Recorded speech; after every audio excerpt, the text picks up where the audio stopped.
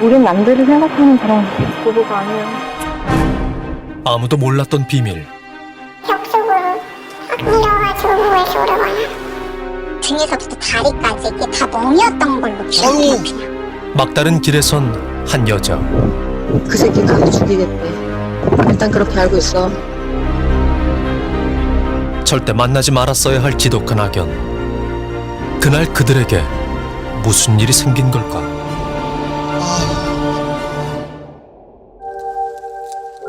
금쪽 같은 딸 희선 씨가 떠나고 한 달의 시간이 흘렀지만 아버지는 이 현실이 아직도 믿기지 않습니다.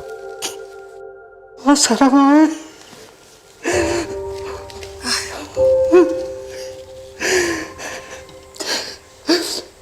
아빠가 너무너무 사랑한다. 꼭 복수해줄게. 네 딸들이 열심히 해서 성공해가지고 엄마 복수시킨다 그랬어. 어쩌다 내 딸에게 이런 일이 생긴 걸까? 대체 무슨 일이 있었길래? 아휴, 그러니까요. 불길한 예감에도 끝내 막을 수 없는 비극이 있습니다. 저희 아버지는 지금도 많이 힘들어하세요. 꿈에서 계속 나오는데 누나가 살려달라고 했던 소리나 누구도 막을 수 없는 거거든요. 순식간에 달려가서 그렇게 한 거기 때문에. 차를 세우면서 희선 씨는 죽기 전 남동생에게 전화를 걸었습니다. 누나가 저한테 12시 50분에 그 사건 당한 1시간 전에 통화했단 말이에요. 여보세요? 여보세요? 어. 나 지금 아빠 와가지고 어. 집에를 갔어.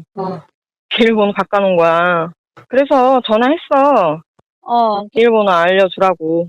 그랬더니 지금 그럼 갈 테니까 2시까지만 온대. 그래서 지금 아빠랑 기다리고 있어. 그 뒤에 벌어질 끔찍한 일은 상상도 못했습니다. 시간이 지날수록 선명해지는 그날의 악몽. 아빠 오늘이 이제 그 사람 볼 일이 마지막이라고. 이제 옷만 가져오면은 다시는 볼 일이 없다고. 그 말이 마지막 있었어요. 다시는 올 일이 없을 거라 생각했지만 예, 고기 조합해.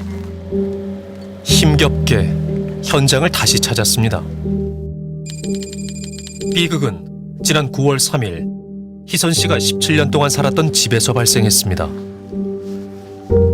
남편과 별거 중이던 희선 씨는 아버지와 함께 아이들 옷을 챙기러 집을 찾았습니다. 예. 비밀번호가 그대로 안 받겠다고 그대로 있어가지고 우리 딸이 비밀번호 눌렀더니 안 열려가지고. 비밀번호가 바뀐 채 굳게 닫혀있는 현관문. 왜 비밀번호를 안 바꿨다고 해놓고 바꿨다고 하니까 그래가지고 딸이 아빠 괜찮겠지. 아빠가 있는데 무슨 일이 있겠느냐고. 남편에게 전화를 걸어 바뀐 비밀번호를 물었다는데요. 그런데 직접 와서 문을 열어주겠다는 남편. 아, 이때부터 좀 불길. 직접 온다는 거잖아요? 네, 당시 CCTV인데요. 부녀가 집 근처에서 1시간 가까이 기다리다가 다시 집으로 가는 모습입니다. 그 전화를 하니까 여기서 뚜벅뚜벅 걸어 올라오면서 전화를 받더라고요. 오후 1시 48분. 남편 장 씨가 누군가와 통화를 하며 빌라로 들어갑니다. 정장 차림으로 왔네요. 회사에서 일을 하다가 급히 왔다고 합니다. 한참을 기다린 끝에 겨우 집 안에 들어갔는데 문은 열어주긴 하네요. 나도 예감이 이상해서 문을 열어놨어요. 아, 문을 열어놨는데 열어놨고. 혹시 갑자기 언성을 높이는 남편. 이혼 소송 취하를 해달라고 2번 그러고 목걸이를 왜 가져갔느냐고 그러고. 근데 3마디 딱 하더니 에이씨 하면서 죽여버린다고. 예? 그가 방에 들어가서 꺼내든 것은 일본도였습니다. 아니, 저게. 아니 보니까 일본도를 가지고 나오잖아요. 저걸 그거야? 왜 쫙 빼는데 씩 소리가 나더라고요, 칼이. 아, 장사방 왜 그래? 딸이 또 피하면서 부엌 있는 데로 가가지고 여기서 더 이상 피할 수가 없으니까 기대고 있는 거를 그냥 여러 번 수시간에 찔러버리가 갖고 막을 새도 없이 순식간에 칼에 찔려버린 희선 씨. 도망가라고 막 소리를 엄청 소리 질러 도망가라고 빨리 도망가라고 여기서 얼마나 빨리 뛰어내려왔는지 칼을 들고 따라올까봐 야 빨리 경찰서 불러서 빨리 여기 따라 칼이 찔렸어 빨리 경찰서 와가지고 지금 기운을 잃어가는 딸을 안아 올리는 아버지의 모습입니다. 아, 세상에. 여기다가 앉혀놨더니 조금 있으니까 이렇게 쓰러지더라고요. 미처 지우지 못한 그날의 참혹한 흔적들. 너무 충격적인데요. 숨이 넘어가면서도 밖에 나와서 숨이 넘어가면서도 아파 우리 딸들 어떡해 아, 세상에. 희선 씨는 마지막 순간까지 남은 두 딸을 걱정했다는데요. 신고를 받고 급히 구급차가 출동했지만 결국 저희가 갔을 때는 그 피해자가 그 바닥에 누워 계셨어요. 그래서 밖에 나오신 상태셨고, 갔을 때 심정지 상태셨어요. 다발성 예기 손상으로 인한 과다출혈로 사망한 희선 씨. 그녀의 몸 곳곳에는 날카로운 흉기로 찔리고 벤 상처가 가득했습니다. 형체를 알아보기 힘들 정도로 찢긴 그녀의 옷. 아, 진짜 너무 끔찍해서 말이 안 나오네요. 아이고. 눈앞에서 딸을 잃었습니다. 아빠로서 딸을 지켜주지 못하고 내가 죽었어야 돼. 아이고, 아버님. 내가 죽고 딸이 살았어. 그날의 끔찍한 사건은 골목에 설치된 방범용 CCTV에 고스란히 남아 있었습니다. 네, 아버지는 딸을 데리고 나온 직후에 골목길에 있던 사람들에게 도움을 요청했습니다. 저기 지금 뛰어나오는 사람인가 봐요. 네네. 119 상황센터입니다. 여기 주차장에 지금 여성분이 칼에 맞은 건지 피 엄청 흘리면서 쓰러져 계시거든요. 환자분 의식 있나요? 아니 의식은 없어요. 육안으로 봤을 때는 배랑 어깨 쪽에 부상이 있는 것 같은데. 주셨다고요, 선생님? 수소문 끝에 최초 신고자를 만났습니다. 이게 저희 집에 있대 여기에. 아직도 어제 일처럼 그날의 일이 생생하면서도 섬찟하답니다. 이 바로 옆에 계셨어요. 벽에 딱 붙어서. 내려왔을 때 그 사람 제가 봤거든요. 그래서 좀 놀랐던 게 이렇게 수갑 뒤로 채워 있었어요. 근데 그때 손에 휴지 같은 걸 들고 있었어요. 피 되게 묻은. 그러니까 손에도 막 피 군데군데 막 묻어 있고. 그냥 앉아가지고 피 닦다가 내려왔구나 싶은. 되게 아무렇지도 않아 보였어요. 그냥. 근데 그 사람을 봤던 거를 못 잊겠더라고요. 가해자가 뒤돌아봤었어요. 현장에서 체포된 후에 경찰과 함께 이동하는 가해자의 모습인데요. 지금 걷다가 갑자기 뒤를 돌아봅니다. 뒤를 봅니다. 누구를 본 걸까요? 그러니까 오히려 막 화가 나 있다던가 그랬으면 오히려 더 기억이 안 남았을 것 같은데 그 너무 차분한 표정이 기억에 남았어요. 그냥 아무렇지 않은. 세상에. 그래서 그때는 좀 무서웠죠. 가해자 장 씨는 사건 현장에서 즉시 체포되어 경찰에 연행됐습니다. 그런데 사건 후 희선 씨 유족들에게 장 씨로부터 전화가 걸려옵니다. 누나. 왜 그랬어요? 누나 왜 죽여요? 아무 기억도 안 나고 뭔지 모르겠다. 역시 칼이 보여갖고 장롱 속에서 꺼내는데 막. 무슨 소리야 저게? 아이고 세상에 이게 무슨 일이 이게 아버님이 저를 좀 뜯어 말리지 그러셨어요. 올해로 41. 아직 하고 싶은 일도 해야 할 일도 많은데 어린 두 자녀를 남기고 허무하게 살해당한 희선 씨. 이웃들은 그녀를 어떻게 기억할까? 아시던 사이였어요, 그 어머님이? 알죠. 어떤 분이셨어요? 착해요. 순하고. 바다처럼 보였죠. 너무 착해. 애들한테도 너무 잘하고 생활력도 강하고 그 힘든 거를 아마 얘기 안 하면서 자기 혼자만 감당했었던 거 아닌가 싶어요. 충격이죠. 아는 사람이. 지금 가서 눈물 나게. 정말 좋은 분이셨나 봐요. 마음이 안 좋아요. 가정에서도 직장에서도 늘 최선을 다했답니다. 그 인생을 그 아이들을 위해서 사는 인생이라고 봐야 할 것 같아요. 그러니까 집 애들 회사 그 인생을 살지 않았나 싶어요. 고등학교 졸업 후 바로 일을 시작한 희선 씨. 회사에서 지금의 남편을 만났습니다. 희선 씨보다 9살 많은 남편이 참 든든했답니다. 일은 되게 욕심 있게 잘했고 뭐 직장 생활이나 사람들 관계는 좋았죠. 뭐 그런 문제는 없었죠. 겉보기엔 평범한 부부였던 그들. 그런데 희선 씨의 남동생은 전혀 다른 이야기를 합니다. 이 옥상이 희선 씨의 유일한 탈출구였다는데요. 아 진짜 얘기 들어보면 소름 끼쳐요. 이게 이 정도일 줄은 저는 진짜 꿈에도 몰랐어요. 여기요? 누나 얘기하는 것만 들어. 여기에 녹음기 있을 수도 있어. 어머. 어제도 뭐 몇 시부터 몇 시까지 어디 나갔었냐. 어? 그러니까 그런 스타일이야. 그러니까 톡을 다 본 거야. 난 무서워. 무섭다고. 난 정말 친구들을 만난 적이 없어. 있을 때마다 전화 와. 야, 있을 때마다. 심각하네요. 어제 이랑 TV 보고 있는데 애들이 있는 데서 애 들어가라고 하더니 애가 방문도 안 닫았는데 때리더라. 어머. 그 새끼 가서 죽이겠대. 내가 이렇게는 못 산다 이랬더니 그래 너 마음 먹었지?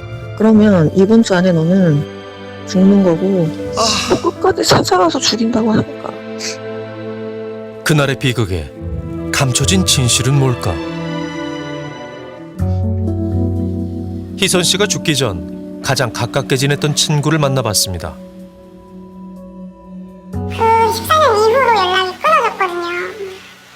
그동안 친구들이고 뭐 다 연락을 끊었고 가족하고 연락을 다 끊었다. 야, 나 그동안 힘들었었는데 이제 내가 극복했어. 그래서 너한테 얘기할 수 있어. 6년 만에 다시 만난 희선 씨에게 몹시 충격적인 이야기를 들었다는데요. 자기가 늦게 들어오잖아요. 그러면은 무슨 얘기하는지, 얘네들 지금 뭐 하는지 이런 것도 궁금한지 쇼파 틈 사이에 녹음 껴놓고 자기한테 위치 추적 어플이 깔려 있었고 지우고 나면 어느샌가 또 깔아놓고 막 병적인 거 같아. 희선 씨에 대한 남편의 집착은 상상을 초월했답니다. 그 장검은 안방에 침대맡에다 놓고 그랬었대요. 그냥 정말 그걸 자기 죽일 것 같아서 치웠었다고 하더라고요. 근데 그걸 그렇게 찾는다고 찾아서 다시 안방으로 가지고. 장 씨는 왜 일본도를 부부 침실에 뒀던 걸까? 야, 이게 도대체 주로 찌르고 베는 용도로 제작된 날카로운 장검 일본도. 한 번만 휘둘러도 상대에게 치명타를 입히는 무기인데요. 흉기죠.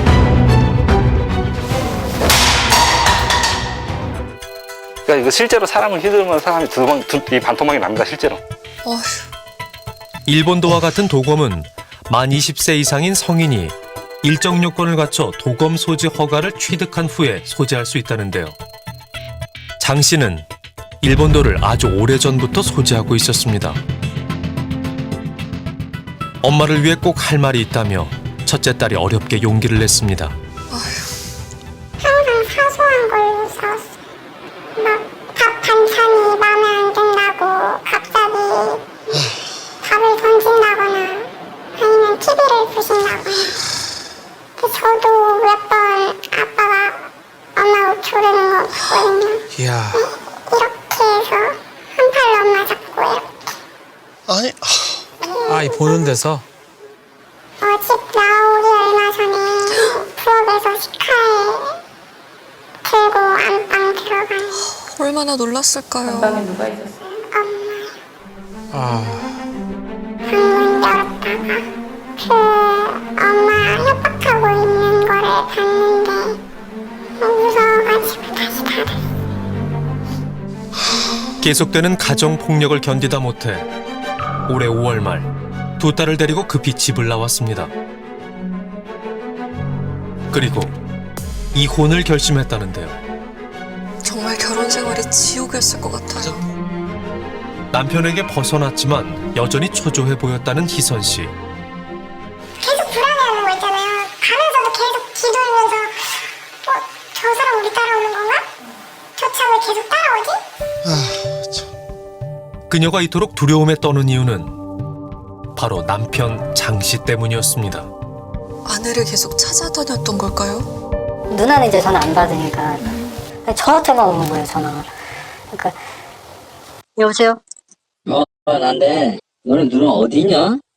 너는 누나 어디 있냐고 지금. 여보세요? 나 왔다고 얘기하지 말고 끌고 나와봐. 지 혼자 돌아다니면서 이렇게 됐다고 뭐 무용담이야 뭐야 그게 씨. 집요하리만큼 아내를 찾아 헤맨 장 씨.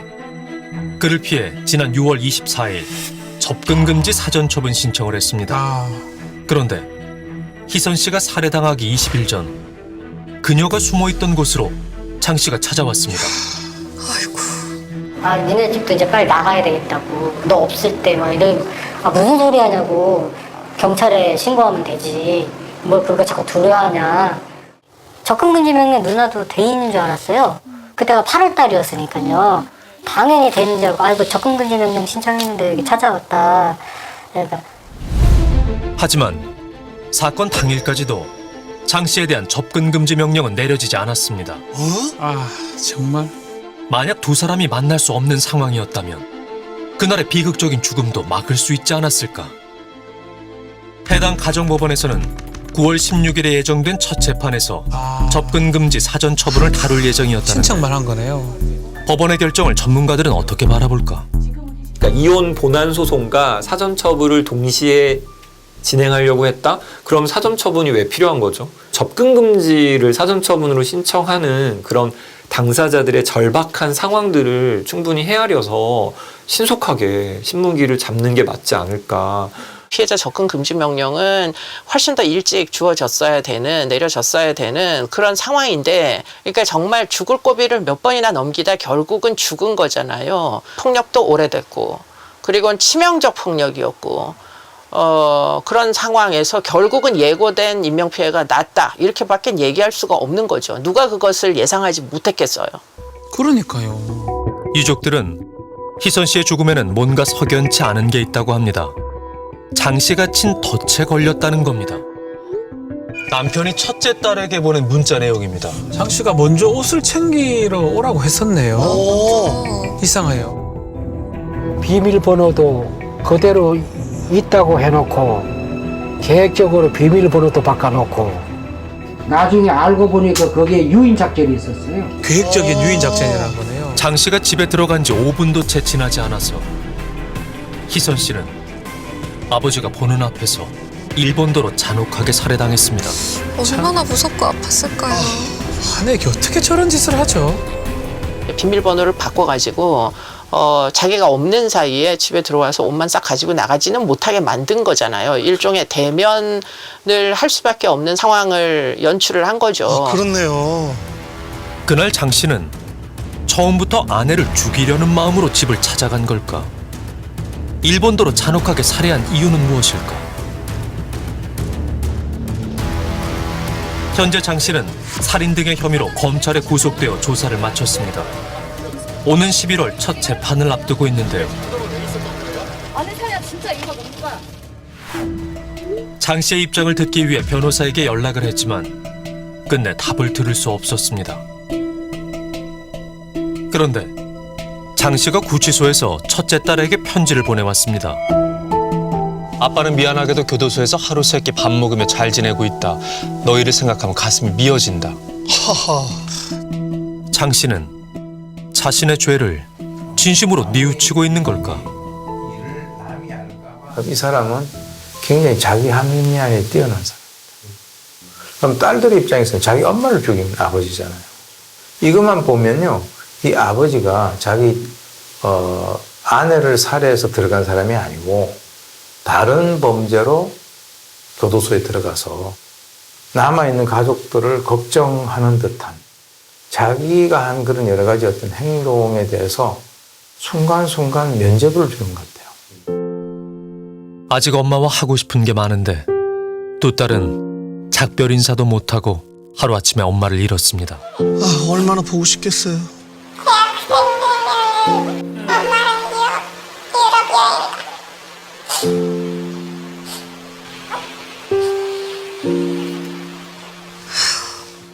딸이 기억하는 엄마의 마지막 모습은 엄마가 고기 꺼주냐고 내가 실시간 중이라 못 먹는다 그랬는데 그러면 복숭아 깎아주냐고.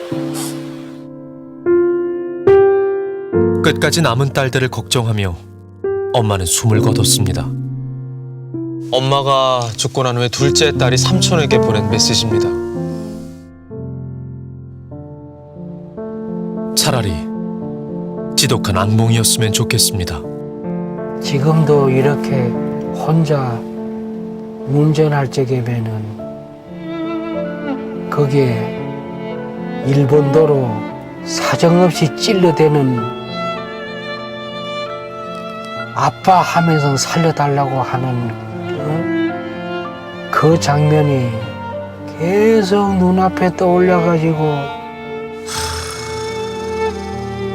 희선 씨는 세상에 없지만 남은 가족들은 살아가야 합니다. 손녀들을 도와줘야 되기 때문에 할아버지가 조금 있다가 벌어가지고 어떻게 해도 간에 대학은 나와야 되잖아요.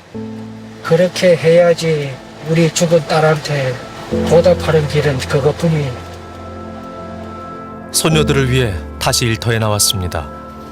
남은 가족들의 바람은 한 가지뿐. 판결을 잘 내려주셔가지고 엄벌에 처리 주시기 바래요. 우리 손녀들이 눈 똑똑히 보고 쳐다보고 있습니다. 부디 법의 심판이 제대로 이루어져 고인의 억울함이 조금이나마 풀리길 바랍니다.